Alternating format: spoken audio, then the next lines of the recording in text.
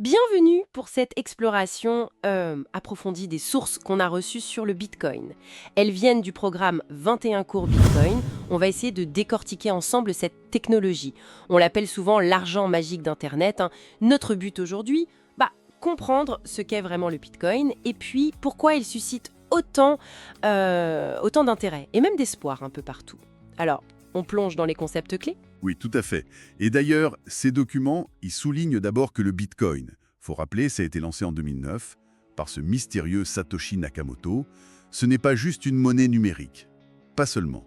C'est présenté comme un protocole mondial, décentralisé, conçu pour des échanges directs, peer-to-peer comme on dit, sans intermédiaire, et avec des caractéristiques assez uniques, une offre totale qui est limitée et une création de nouveaux bitcoins qui ralentit avec le temps. C'est connu à l'avance.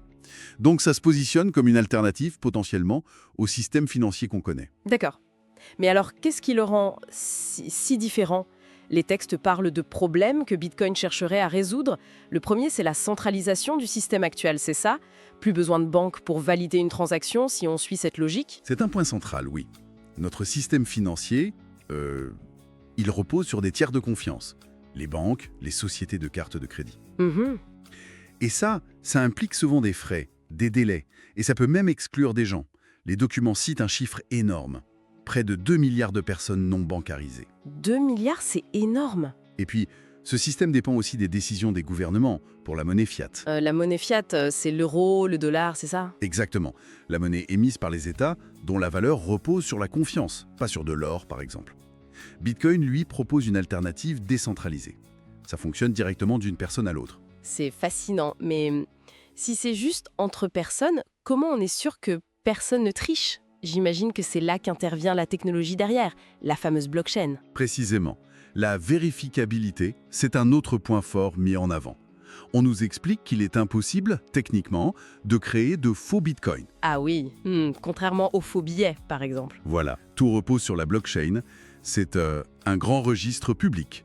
Il est distribué, donc pas stocké à un seul endroit, et sécurisé par cryptographie.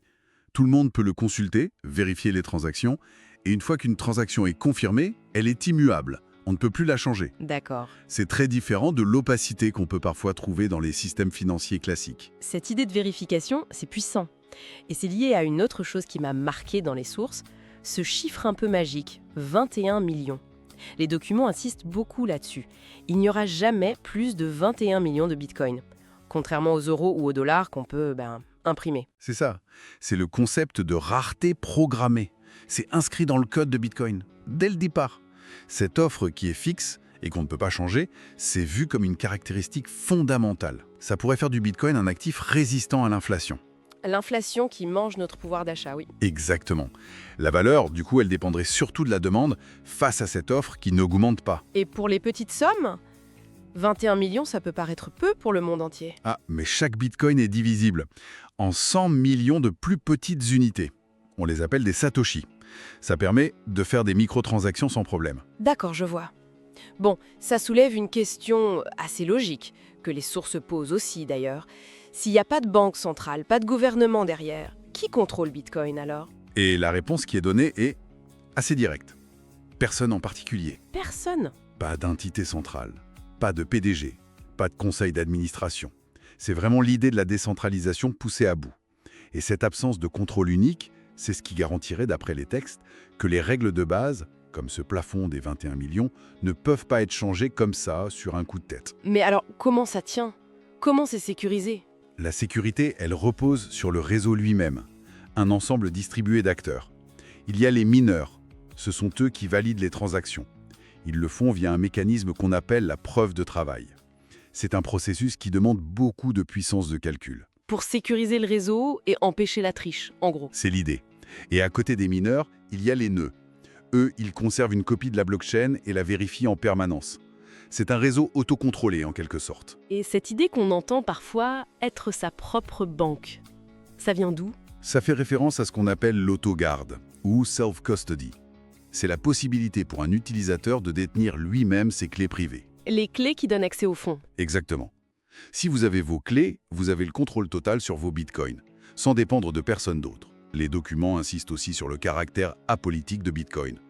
vu comme une tentative de séparer l'argent et l'État, un peu comme la séparation de l'Église et de l'État. D'accord. Si on essaye de résumer un peu tout ça, les sources nous présentent Bitcoin comme une innovation potentiellement majeure.